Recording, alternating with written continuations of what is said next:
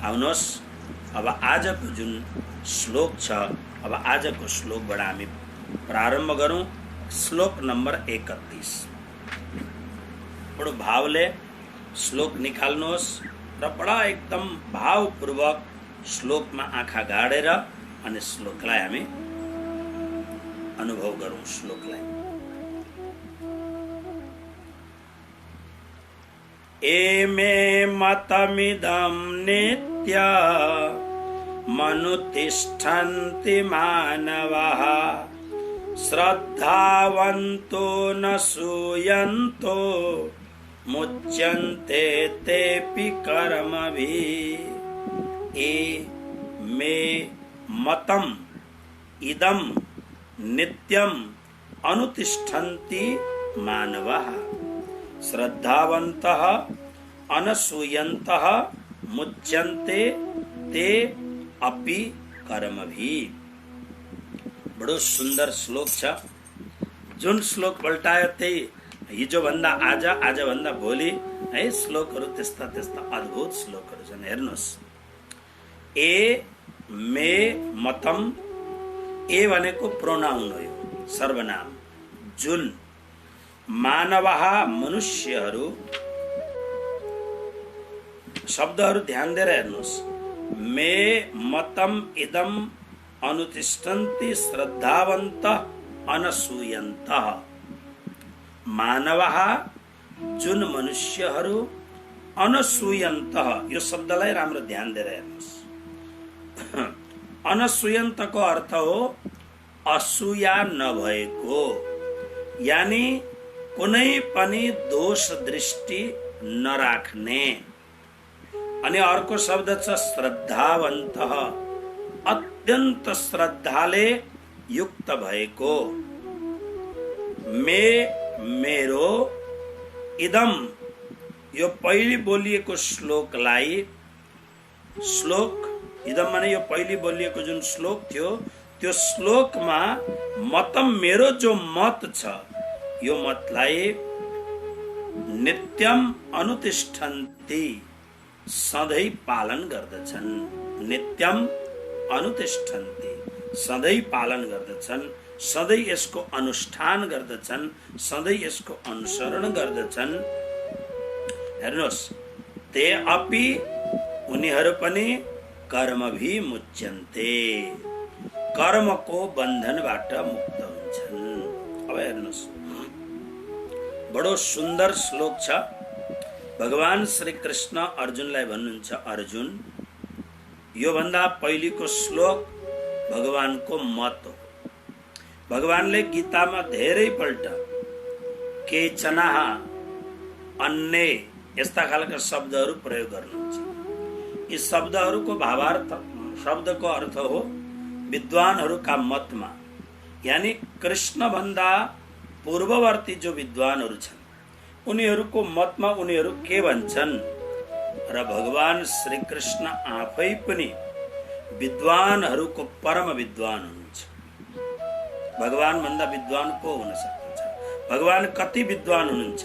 श्रीमद् भागवतको प्रथम स्कन्धको पहिलो श्लोक, जन्माद्यस्य यतोऽन्वयादितरतः चार्थेष्वभिज्ञ स्वराट् तेने ब्रह्म हृदय आदि कवये मुह्यन्ति यत्सूरयः।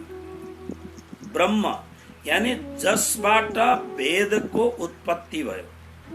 अरे एउटा नेपालीको श्लोक बनाउन पनि गाह्रो पर्दछ, एउटा संस्कृतको श्लोक बनाउन बडा बडा विद्वानहरूलाई पनि गाह्रो पर्दछ। 4 लाइन राम्रो शैली, भाषा, अनुप्रास मिलाएर गद्य लेख्न पनि गाह्रो पर्दछ, धेरै गाह्रो पर्दछ। त्यसमा पनि भगवान वेद, जसलाई अपौरुषेय मानिन्छ, त्यो वेदको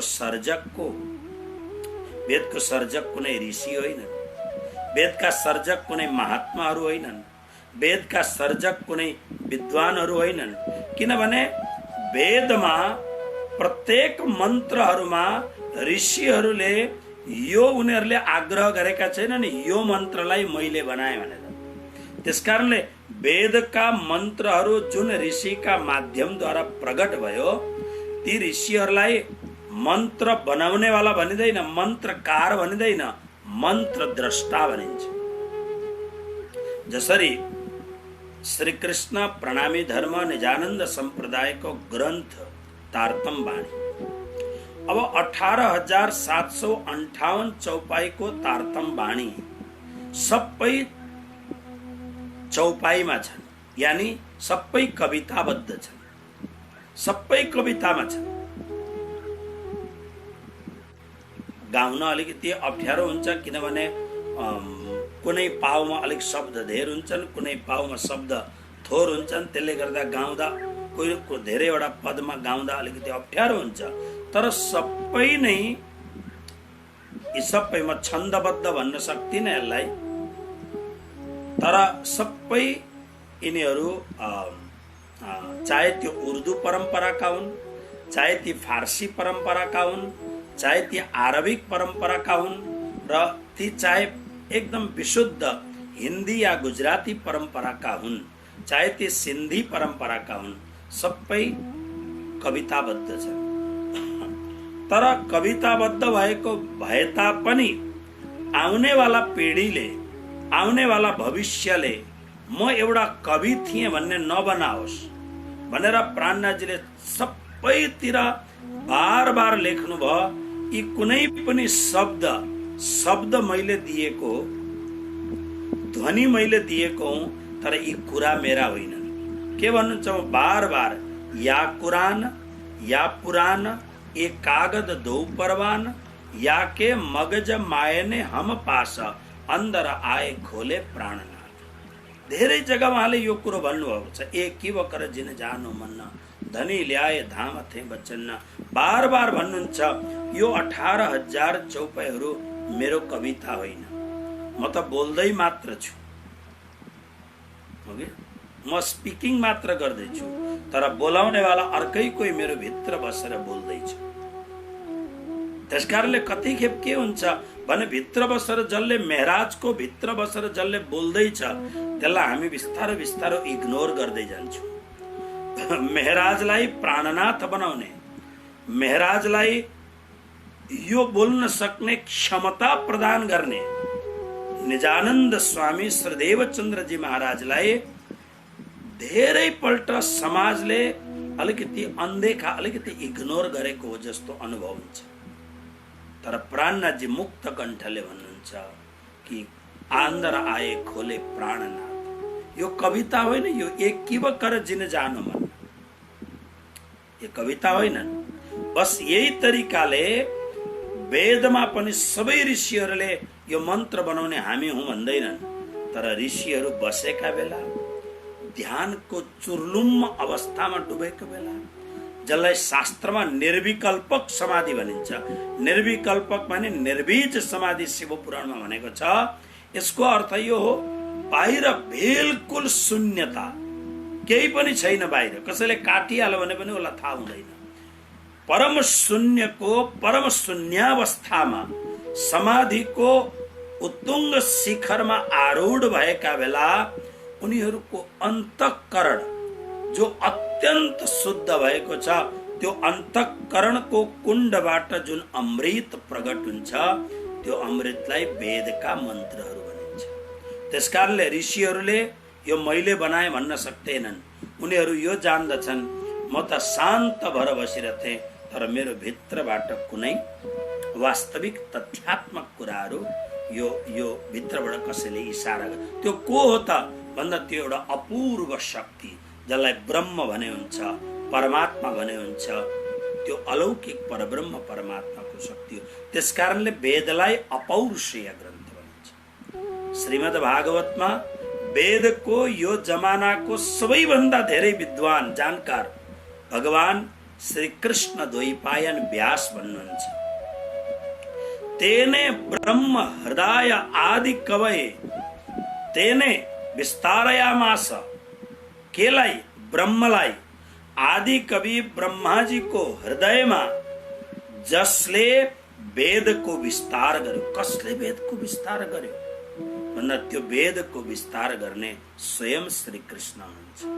ब्रह्माले सुरुवातमा ब्रह्माको हृदयमा वेदको विस्तार गर्यो।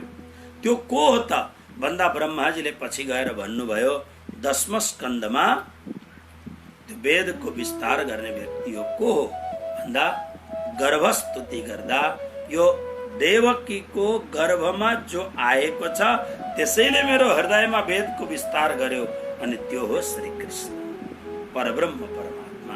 अहो भाग्यम नंद गोप व्रजौकसाम यन्मित्रम परमानंदम पूर्णम ब्रह्म सनातनम। त्यस कारणले भगवान श्री कृष्ण अत्यन्त विद्वान हुनुहुन्छ। त्यस कारणले भगवान श्री कृष्णले यहाँ भन्नुहुन्छ के भन्नुहुन्छ आफ्नो मत प्रदर्शन गर्नुहुन्छ। विद्वान जो पूर्ण विद्वान हुन्छ उसले आफ्नो मतको स्थापना गर्दछ। के भन्नुहुन्छ भने कि जो मनुष्यहरू कुन मनुष्यहरू त्यो मनुष्यको विशेषण त्यो मनुष्यको एडजेक्टिभ के हो कस्तो खालको मनुष्य भन्दा अनसूयन्तः जसमा कुनै पनि प्रकारको दोष दृष्टि छैन। अब दोष दृष्टिको अर्थ के हो भने भगवान श्री कृष्णलाई यो जगतमा दयानन्द सरस्वती जस्ता धेरै खालका यस्ता खालका विद्वानहरू भए।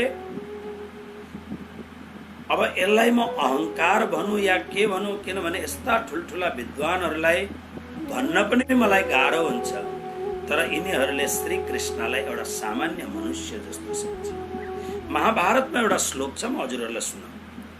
भगवान श्री कृष्णमा दोष दृष्टि कस्तो हुन्छ न भूत संघ संस्थानो देवस्य परमात्मनः यो वेत्ति भौतिकं देहं कृष्णस्य परमात्मनः स सर्वस्मात् बहिष्कार्यः श्रौतस्मार्थ विधानतः मुखं तस्यावलोक्यापि सचैलं स्नानमाचरेत। महाभारत यसमा के भनिएको छ महाभारतमा भने जो व्यक्तिले भगवान श्री कृष्णलाई हाम्रो जस्तै आकाश वायु अग्नि जल पृथ्वी वाक पानी उपस्थ पायु श्रवण त्वचा नेत्र रसना नासिका इत्यादिबाट बनिएको यो पांच भौतिक देहले युक्त भएको मान्छेहरुमा अलिक राम्रो मान्छे हो अलिक श्रेष्ठ मान्छे हो भनेर जसले श्री कृष्णलाई केवल मान्छेको दृष्टिकोणले हेर्यो। महाभारतमा विद्वानहरूले भन्नुहुन्छ व्यासजीले भन्नुहुन्छ यो दोष दृष्टि। श्री कृष्ण मानव स्वरूपमा जरुर आउनुभयो तर श्री कृष्णको जुन शरीर थियो जसलाई हामी श्री विग्रह भन्थ्यौं त्यो भगवान श्री कृष्णको शरीर पांच भौतिक छैन। पांच भौतिक शरीरमा त बालक हुन्छ किशोर हुन्छ पछि जुवान हुन्छ प्रौढ हुन्छ वार्धक्यमा लाग्दछ अनि एकपल्ट अत्यन्त जीर्ण शीर्ण वृद्ध भएर अनि ऊ संसारबाट अपक्षीयते ऊ मर्दछ। भगवान श्री कृष्ण कहिले बुढो हुनुभएन। 14-16 वर्षको उमेरबाट कहिले पनि उहाँको उमेर ढल्केन। यदि पांच भौतिक शरीर थियो भने त ढल्किन सक्ने थियो नै।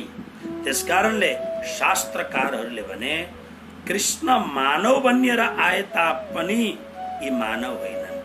मानव आकृतिमा स्वयं साक्षात पूर्ण पुरुषोत्तम परब्रह्म परमात्मा। त्यसकारणले ब्रह्माजीले भागवतमा वेदहरूलाई आज्ञा दिनुभयो यदि तिमीहरू परब्रह्म परमात्मालाई जान्न चाहन्छौ भने अहिले जाऊ वृन्दावनमा नन्द बाबाको घरमा कोकरामा सुतेको जुन नानी हो त्यो नानी होइन, त्यो कोकरामा सुतेको छ, झुलामा सुतेको छ, आकार बहुत सानो छ तर यो सूक्ष्म आकारमा अनन्त कोटि वैराट समापन हुने, अनन्त कोटि वैराट अदृश्य हुने स्वयं साक्षात नारायणका पनि परमात्मा आज परब्रह्म परमात्मा कृष्ण नन्दको घरमा झुलामा कोकरामा सुतिरहेका छन्। जाऊ गएर प्रार्थना गर।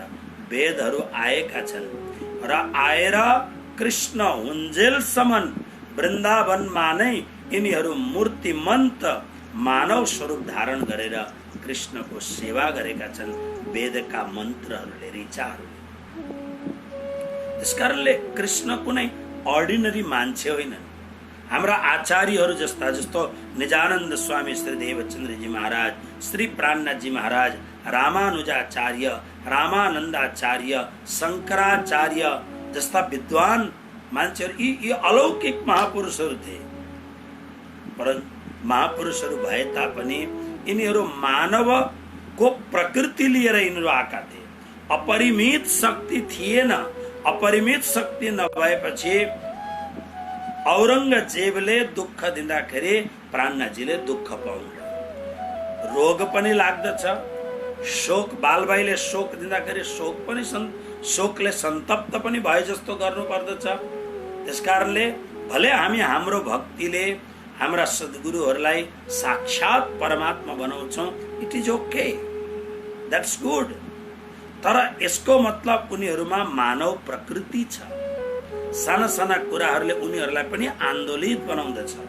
तर श्री कृष्णलाई हेर्नुहोस् त, महाभारतको अत्यन्त प्रखर, म अहिले महाभारतका अन्तिम एपिसोडहरू हेर्दैछु जसमा बर्बरिकको कथाहरू आएको छ। बर्बरिकले एउटै कुरो भने, मैले महाभारतको सम्पूर्ण महाभारत मैले हेरेँ। हेर्दाखेरि हुन त हाम्रा दादाहरू, पितामहहरू युद्ध गर्दै गरेको देख्थे, तर युद्धमा त वास्तवमा यो युद्ध गर्ने व्यक्ति त केवल कृष्ण हुनुहुन्छ, जसको सुदर्शन चक्र घुमिरहेको थियो। कालको पनि काल, महाकालको पनि काल साक्षात श्री कृष्ण नै यो युद्धको सूत्रधार हुनुहुन्छ, यो युद्धलाई तयार गराउनुहुन्छ र श्री कृष्ण नै यो युद्धको समापन गर्ने महायोद्धा पनि श्री कृष्ण नै हुनुहुन्छ। त्यसकारणले महाभारतले भन्दछ, जसले श्री कृष्णलाई मानव मात्र मान्दछ यो दोष दृष्टि हो। यो जुन 31वां श्लोक छ, यो 31वां श्लोकको अनसूयन्तः भन्ने जुन शब्द छ, दोष दृष्टि नभएको, दोष दृष्टि भएको के भयो भन्दा जसले कृष्णको विषयमा शङ्का उपशङ्काहरू गर्दछ। धेरै धेरै आफूलाई साधु सन्त मान्ने ढोंगी पाखण्डीहरूले कृष्णको नाम दिएर संसारमा रासलीला रचाउने कुख्यात कामहरू गरे, कुप्रथाहरू चलाए, जो धेरैजना आजकल जेलमा पनि छन्। कृष्णको नाम दिएर कृष्णले पनि त रास खेल्नु भयो, कृष्णले पनि त पढाइ स्त्रीहरूसँग रास रच्नु भयो भनेर भोला भाला दिदी बहिनीहरूलाई फकाएर जुन कुख्यात काम गरेका छन्, त्यस्ता खालका काम गर्ने ढोंगी पाखण्डी नाम बहुत ठुल्ठुलो हुन्छ, टेलिभिजनमा ठुल्ठुलो नाम आउँदछ, तर कस्तो छ भन्दा ऊँचा दुकान फिका पकवान। बाहिर हेर्दाखेरि सज धज भाव भङ्गीमा करोडपति चेला चेलीहरू ओर पर, त्यसमा पनि अलिकति अमेरिकन चेला चेली यताउता, तर भित्र अधार्मिकता अनाचारको खोक्रोपन भित्र हुन्छ। तसर्थ यिनीहरूले भगवान श्री कृष्णको नामलाई बेइज्जत गर्दछ। नै, भगवान श्री कृष्ण हुनुहुन्छ। उहाँको लीलाको स्मरण त गर्न सक्दछौँ हामी, उहाँको लीलालाई ध्यानमा हामी उतार्न सक्दछौँ, तर लीलाको अनुकरण या त गर्नै सक्दैनौँ न, अनि गर्ने योग्य खालको छ भने पनि हामीबाट त्यो गर्न हुँदैन, किनभने त्यो पाप, त्यसले पाप निम्ति आउँछ, धर्म निम्ति आउँदैन। गुरुजी श्री मङ्गलदास जी महाराज भन्नुहुन्थ्यो, तारतम वाणीको सबै तालिम लिएपछि मात्र अनि रास किताबको तालिम लिनु।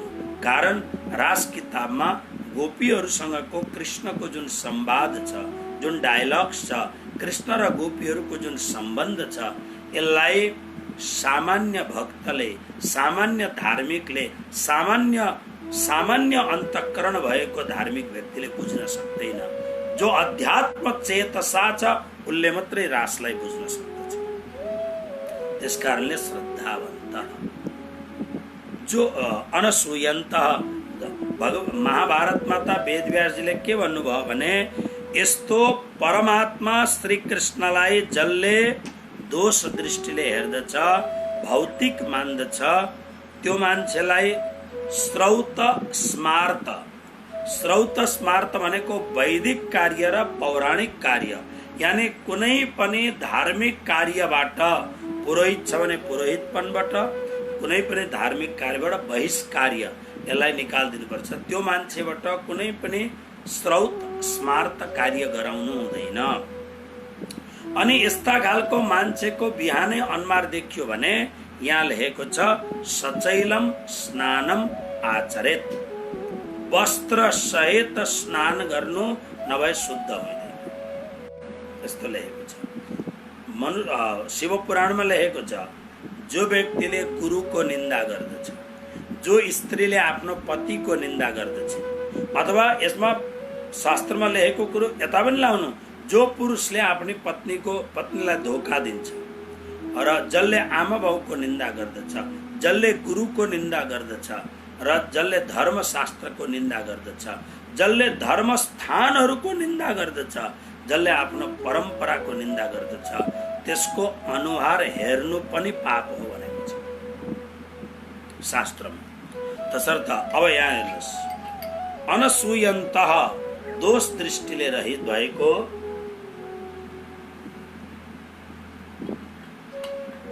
श्रद्धावन्त जो अत्यन्त श्रद्धाले गदगद छ। श्रद्धा एउटा अलग कुरो।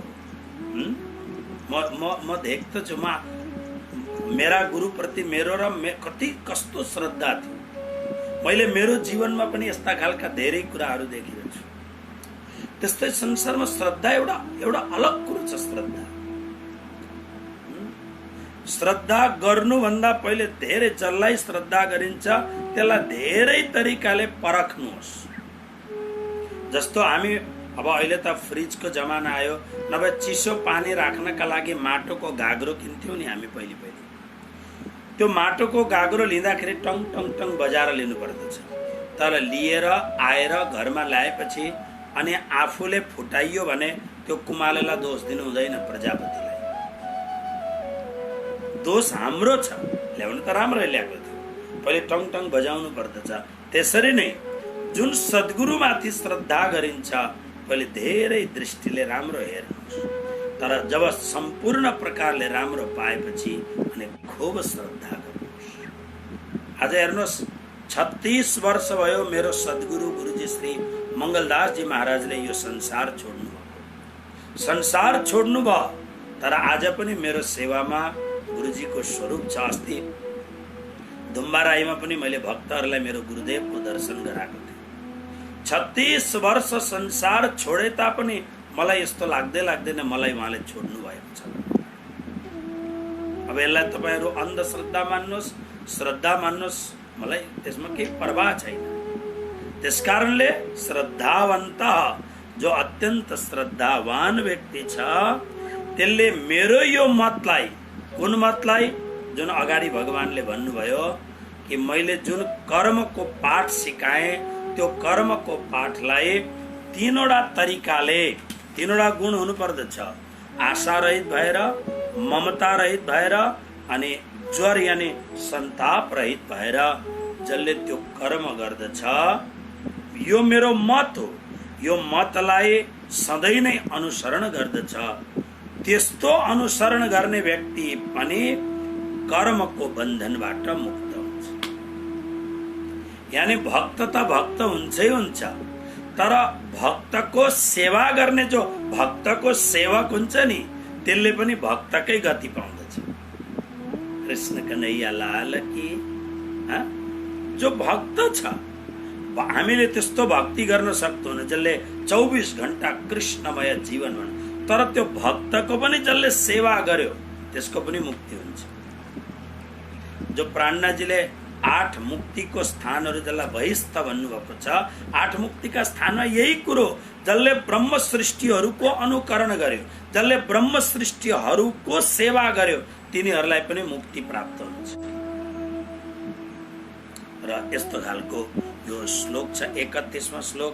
आउनुहोस् श्लोक नम्बर 32।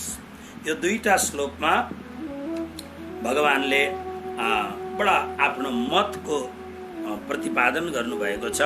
कि वास्तवमा जीवन कस्तो हुनुपर्दछ भन्ने कुरो।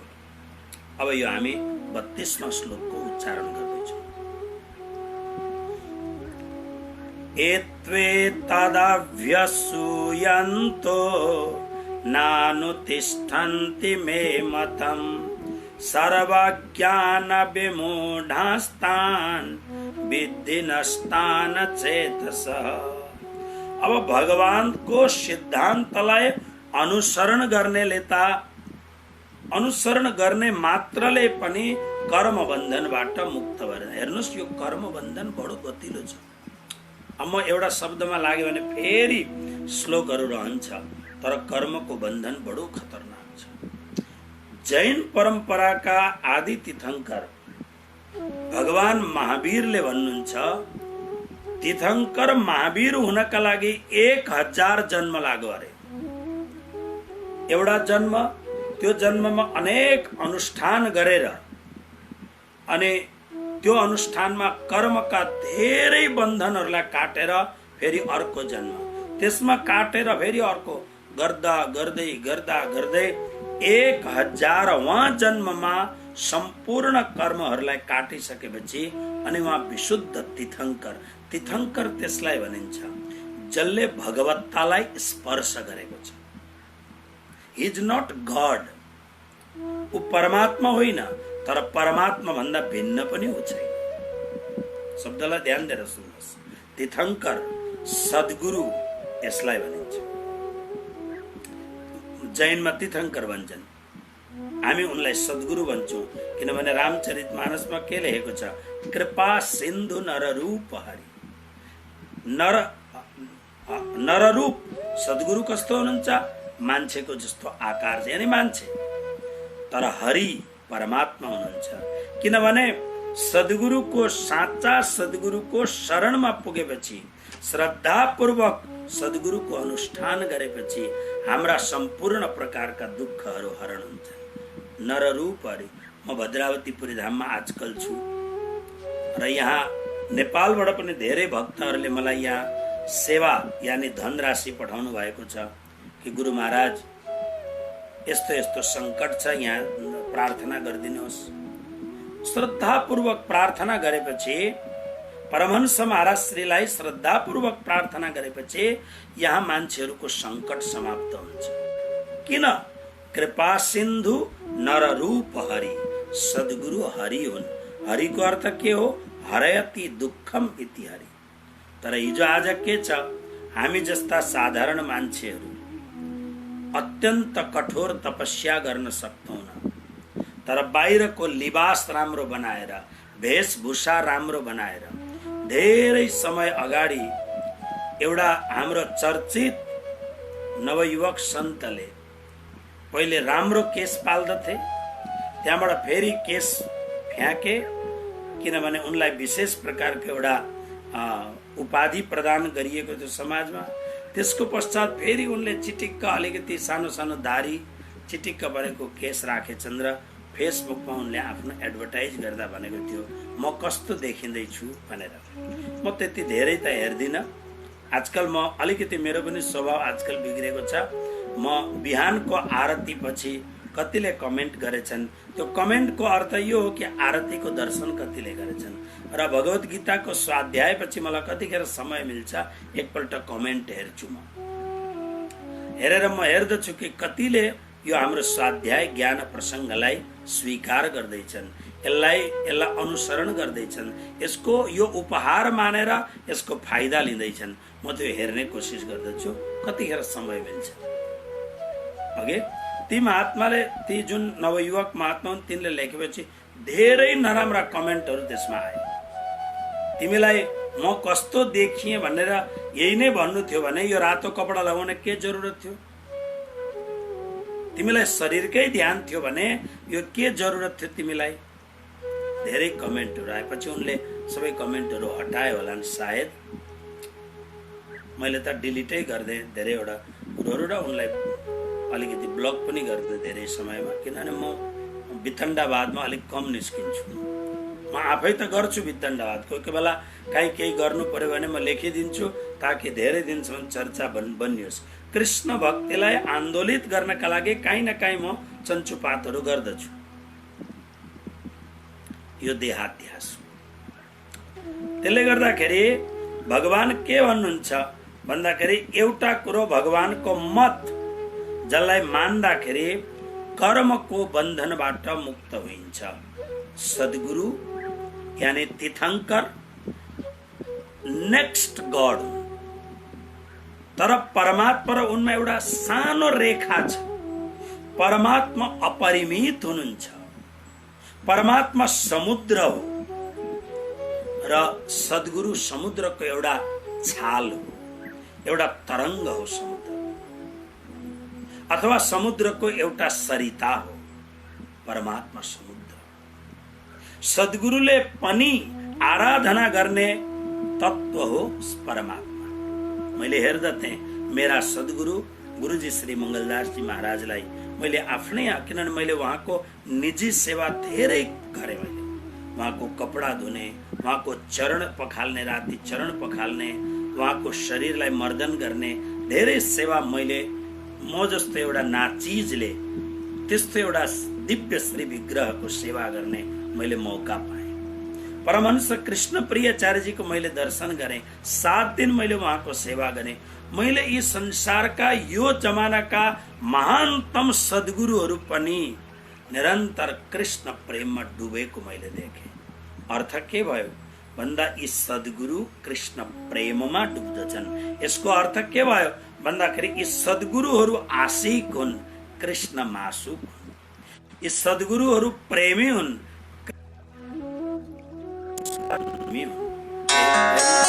प्रेमका आस्वादन हुन् कृष्ण, स्वाद हुन् कृष्ण।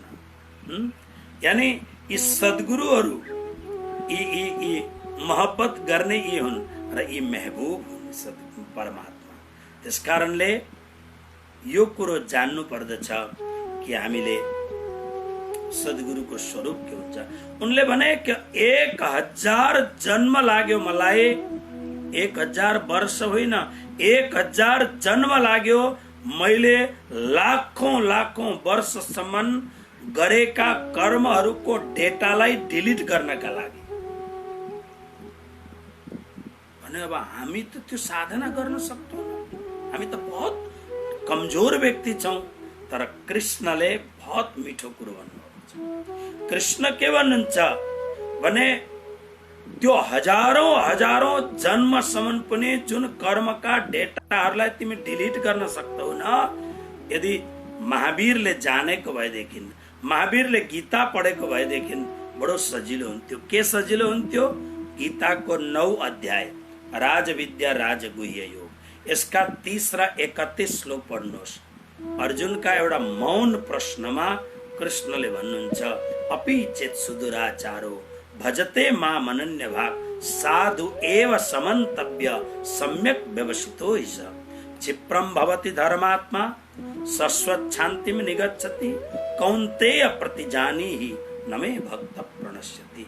कृष्ण के भन्नुहुन्छ भन्दाखेरि सम्भव छ स्विच अन गरेर बल्ब ढिलो जल्ला, तर कृष्ण भन्नुहुन्छ सम्पूर्ण भावले सर्वतो भावेन जो भक्त मेरो शरणमा, पापी भन्दा पापी पनि मेरो शरणमा आएपछि क्षिप्रम, इमिडिएटली।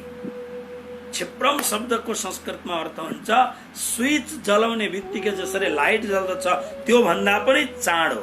यसलाई साहित्य, संस्कृत साहित्यको भाषामा असंलक्ष्य क्रम व्यङ्ग्य भनिन्छ, असंलक्ष्य क्रम भनिन्छ।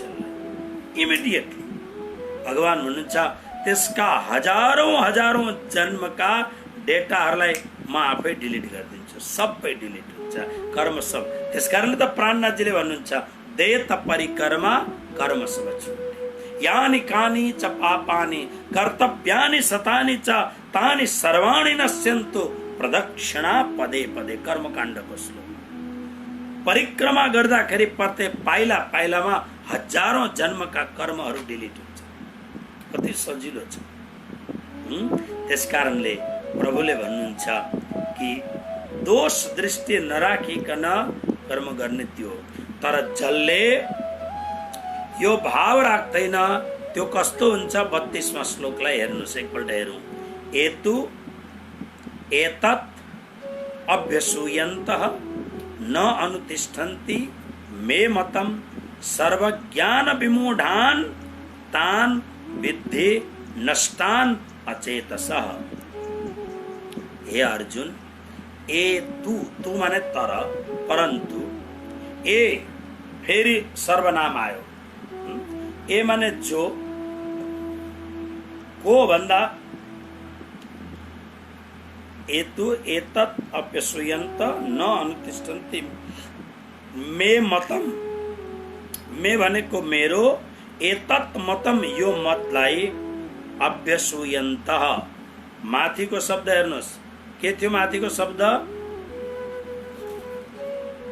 माथिको शब्द थियो अनसूयन्त, दोष दृष्टिले रहित भए। यानी कृष्ण मेरो प्राणको प्रियतम पनि हो र पूर्ण ब्रह्म सच्चिदानन्द घन अनन्त कोटि ब्रह्माण्ड नायक ब्रह्मा विष्णु महेश निराकार नारायणको पनि परायण मालिक। यो जसले भाव राख्दछ त्यो अनसूयन्त। तर असूयन्त जो दोष दृष्टिले सहित भएको छ। दोष दृष्टि राख्नेहरूले यो मेरो मतलाई न अनुतिष्ठन्ति, यसको अनुष्ठान गर्दैनन्, अनुसरण गर्दैनन्। ती कस्ता छन् भन्दा सर्वज्ञान विमूढान तान, त्यस्ता खालका अत्यन्त नीच प्रकृतिका तान तिनीहरूको सर्वज्ञान विमूढान, सम्पूर्ण ज्ञानले मोहित भए। सम्पूर्ण सर्वज्ञान, अब सर्वज्ञानको अर्थ के छ? जान्नका लागि सबै कुरो जान्दछन्, तर पनि विद्याले अन्तरको गाँठ खोलिदिएको छैन। जस्तो भागवतमा एउटा श्लोक छ नि, भिद्यते हृदय ग्रन्थि छिद्यन्ते सर्व संशया क्षीयन्ते चास्य कर्माणि दृष्ट एवात्मनिश्वर। खोलिँदैन। जस्तो प्राणनाथजीले वाणीमा के भन्नुभयो? प्रेम खोल देवे सब द्वार, सब खोलिन्छ। हाम्रो एकजना महान सन्त हुनुभयो, मलाई सायद मुकुन्दासजीको पद होला, श्री प्राणनाथ तुम सत्य, श्री प्राणनाथ सतगुरु परम, बिनवाऊ करि परिणाम, उघरहि विकट कपाट उर, सुमरत जिनके नाम। उघरहि विकट कपाट उर, सद्गुरुको नाम लिएपछि हजारौं वर्षदेखि बन्द जीवनका द्वारहरू खुल्न थाल्दछ। सद्गुरुको कृपाले अनुप्राणित भएर श्री कृष्ण भन्नुहुन्छ, यस्ता खालका व्यक्तिहरू जो ज्ञानी त छन्, विद्वान त छन्, पढालिखा त छन्, तर दोष दृष्टि अझै उनीहरूको गएको छैन। उनीहरू कृष्णलाई एउटा सामान्य ग्वाला अथवा कसैको छोरा मात्र मान। ब्रह्माजी स्वयंले के भन्नुहुन्छ? मैले अघि श्लोक भने, अहो भाग्यमा हो। त्यसकारणले यस्ता खालका सर्वज्ञान विमूढान भनेको सम्पूर्ण सांसारिक ज्ञानले मोहित भएका अचेतसः अविवेकी मनुष्यहरूले, मूर्ख मनुष्यहरूलाई तिमी नष्टान विद्धि, नष्ट भएकै सम्झ। यो भन्दा अगाडिको श्लोकमा कृष्ण भन्नुहुन्छ, जसले मेरो मतको अनुष्ठान गर्दछ, त्यसका दुईटा शब्द भन्नुभयो, अनसूयन्तः श्रद्धावन्तः। त्यो व्यक्तिले अनायास कर्म बन्धनको सागरलाई पार गर्दछ। यो श्लोकमा भन्नुभयो भगवानले, दोष दृष्टिले युक्त भएको व्यक्ति पढालिखा विद्वान सम्पूर्ण सांसारिक ज्ञान भए तापनि त्यो अचेतसः, अचेतस भनेको एक खालको मूर्छा, जसको चेतनाका परत खुलिएका छैनन्, जसका चेतना बिल्कुल चेतनाका द्वारहरू बन्द छन्, अचेतसः मूर्छामा छ। यस्तो खालको अचेत व्यक्ति, यस्तो खालको अचेतस व्यक्ति, यस्तो खालको मूर्ख व्यक्ति, यस्तो खालको अविवेक व्यक्ति कर्मको बन्धनलाई पार त गर्दैन तर नष्टान विधि त्यसको सम्पूर्ण जीवन नष्ट भएकै सम्झिनु भनेर यसरी भगवानले भन्नुहुन्छ। बहुत सुन्दर श्लोकहरू, यस्ता सुन्दर श्लोकहरू छन्। म तपाईहरुलाई यी सुन्दर श्लोकहरूको व्याख्या एक व्याख्या म दिनमा 5 श्लोक भन्न खोज्दछु। सायद तेस्रो अध्याय सकेपछि चाहिँ तपाईहरुको पनि भूमिका निकै राम्रो हुँदै जान्छ, अलिक राम्रो हुँदै जान्छ। आजको स्वाध्यायमा हाम्रो सदीक्षा बहिनी निकै ढिलो सत्संगमा अवतरण गरे जस्तो छ। स्वाध्यायमा 11 बजे पुस्तक खोलिसक्नु पर्दछ। जसले पनि जहाँ पनि यदि पाठ ढिलो भयो भने त भइहाल्छ नि ढिलो। तपाईहरु एकदम समयमा बस्नुहोस्।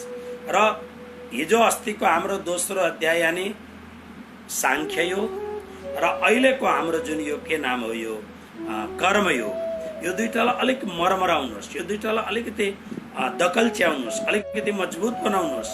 अनि त्यसको पछि हामी चौथो अध्यायमा गएर अलिक छिटो बढ्दै जान्छौँ, किनभने हामी कुरो बुझ्दै जान्छौँ, राम्रो हुँदै जान्छ अनि ज्ञानका नयाँ परतहरू खोलिँदै जान्छन्, ज्ञानका नयाँ कुराहरू खोलिँदै जान्छन्। तसर्थ बहुत राम्रो हुन्छ।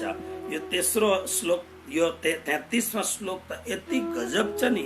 सदृशम चेष्टते स्वस्याः प्रकृतिर ज्ञानवानपि प्रकृतिम यान्ति भूतानि निग्रह किम करिष्यति। हठको केही यहाँ उपयोग छैन। जसो पिक्चर हेर्न जानुभयो तपाईँ, ठुलो पर्दा छ, पर्दामा पिक्चर हेर्दै हुनुहुन्छ। मैले सुनेको छु एउटा भर्खर माथि कहाँ दोलखातिरबाट मान्छे कहाँ हो माथि अझै पर गाडीवाडी नपुग्ने ठाउँको मान्छे काठमाडौँ आयो अरे पिक्चर हेर्न लिएर गएछन्। अब ती मान्छे सधैँ खुकुरी भेट्दथे। त्यहाँ पिक्चरमा त्यो के देखेको नि झट्टै उठेर गएर खुकुरीले कसिएर हानेको त मान्छेलाई हान्ने भन्ने लाग्यो, उसले पर्दै च्यातिदिएछ। तपाईहरु त्यस्तो गर्नुहुन्छ? गर्नुहुन्न। यद्यपि पिक्चर हेर्दाखेरि नायक नायिका र खलनायक इत्यादिसँग तपाईँ आबद्ध भएर पिक्चर हेर्नुहुन्छ। कुनै पनि प्रकारका पिक्चरहरू तपाईँ पिक्चर हेर्नुहुन्छ, 2-2.5 घण्टाको पिक्चर हेर्नुहुन्छ। तर त्यो पिक्चर हेर्दा एउटा कुरो के थाहा छ, पिक्चरले मोहित पनि बनाउँदछ। कहीँ रुने ठाउँ आउँछ, कहीँ हाँस्ने ठाउँ आउँछ, कहीँ अत्यन्त उत्तेजित वस्तुहरू आउँदछन्। त्यसले हाम्रो मनलाई मन्थित पनि बनाउँदछ। प्रमथम हि बलम बहुत प्रमथन पनि गर्दछ। तर पनि एउटा कुरो त थाहा छ, यो सब नाटक मात्र। मलाई भक्तहरूले सोध्नुहुन्छ, होइन महाभारतको एपिसोडमा यस्तो बताएको छ कि यो साँचो कुरो हो? म उहाँहरूलाई भन्छु, महाभारतका यी सबै कुरा साँचा हुन्, तर यो महाभारतलाई दृश्य यानी नाटकीय बनाएको हुनाले यसमा धेरै कुराहरू मान्छेलाई आनन्द दिनका लागि अलिकति नाटकीय पनि बनाएको छ। त्यसकारण यसलाई राम्रो सम्झिनका लागि त ग्रन्थ पनि पढ्नु पर्दछ र कुनै सद्गुरुबाट श्रवण पनि गर्नु पर्दछ। त्यसले गर्दाखेरि बडो सुन्दर श्लोकहरूको एउटा उद्घाटित हुँदैछन् श्लोकहरू। आउनुहोस्, विलम्ब भइसकेको छ। आजको प्रसङ्गलाई यहाँ राखौँ र भोलि फेरि हामी भगवान श्री कृष्णको वाणी, भोलि पनि यिनै श्लोक त यस्तै त श्लोक होला नि भन्ने हुँदैन नै। प्रत्येक दिन तपाईहरु कृष्णका श्लोकमा एउटा नयाँ सुगन्ध, एउटा नयाँ फ्रेग्रेन्स, एउटा नयाँ चमत्कारिक, एउटा मिठो मधुर स्पर्श। कस्तो स्पर्श भन्दा तपाईँलाई थाहा छ, एउटा प्रेमी र एउटा प्रेमिका जबसम्म उनीहरू विवाह गर्दैनन् अथवा त प्रेमी प्रेमिका हुन्छन्, त्यतिखेर उनीहरूको मिलन, प्रत्येक मिलन उनीहरूका लागि नयाँ हुन्छ। प्रत्येक स्पर्श उनीहरूको लागि स्पन्दित हुन्छ, आनन्दित हुन्छ। त्यसरी नै कृष्णलाई हेर्नु, मधुराधिपते अखिलम मधुरम। कृष्ण मोहब्बत हो नि त, कृष्ण प्रेम हो। त्यसकारणले मैले यो उदाहरण तपाईँलाई एउटा संसारको उदाहरण, सही उदाहरण हो। एउटा प्रेमी गजलमा हेर्नुहोस्, कव्वालीमा हेर्नुहोस्, गीतमा हेर्नुहोस्, श्लोकहरूमा हेर्नुहोस्, सधैँ नयाँ स्पर्श, नयाँ हेर्नु, नयाँ। गोपीहरू गोपी गीतमा भन्दछन्, त्रुटिर्युगायते त्वाम पश्यता। एक क्षण नदेख्दाखेरि युग बिते जस्तो लाग्दछ प्रेमीलाई नदेख्दा, कृष्णलाई नदेख्दाखेरि। तसर्थ कृष्णका प्रत्येक श्लोकमा एउटा ताजगी छ, एउटा फ्रेशनेस छ, एउटा फ्रेग्रेन्स छ, एउटा मिठास छ, एउटा माधुर्यता छ कृष्णका श्लोकमा। यसकारणले भोलिको यो त म जस्तो एउटा सामान्य भन्दा सामान्य, जसले केही जानेकै छैन, अलिकति गुरु कृपाले मात्र म यो भन्दैछु, संसारका जो महानतम ज्ञानीहरू, जो ज्ञानमा चुर्लुमे डुबेका ज्ञानीहरूले त यी श्लोकका कस्ता कस्ता अर्थ लगाउँछन्। त्यसकारणले भोलि फेरि नयाँ एउटा अंदाजमा, नयाँ एउटा श्लोकको एउटा आनन्दमा प्रवाहित हुनेछौँ। आज यतिमै। कृष्ण कन्हैया लाल की जय।